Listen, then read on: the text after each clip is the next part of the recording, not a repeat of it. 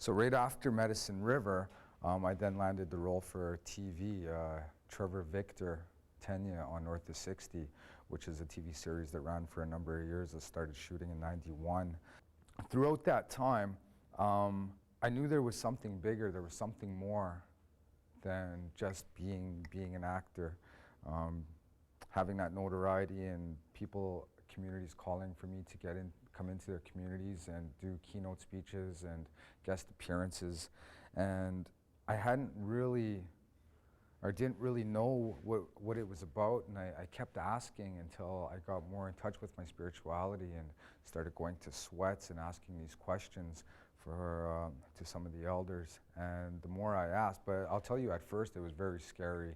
It was very overwhelming to come from the streets, I guess. I grew up in the inner city in Edmonton, and there was a lot of peer pressures and obstacles that I had to go through, and I was voted least likely to succeed in grade 4 and 5 from a school from kindergarten to grade 12.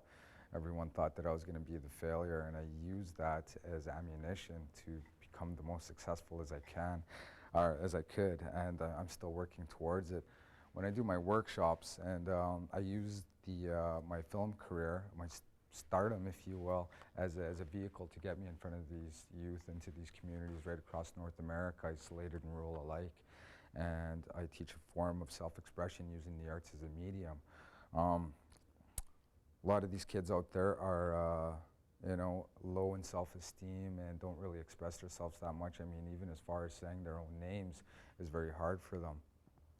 Being in touch with my spirituality and going to sweats and ceremonies has really helped me move along and know what my true path is and where I'm supposed to be and where I'm going. And I continue to do the workshops with the youth because, of course, that's the answers that came to me. And when it did, everything really opened up, and I saw how clear, and it clarified everything. This flute, I started playing just not that long ago, and when I first heard the sound of it, it was very moving for me. It was like music for my soul, for my spirit, and it drew me in so much that I had to learn how to play it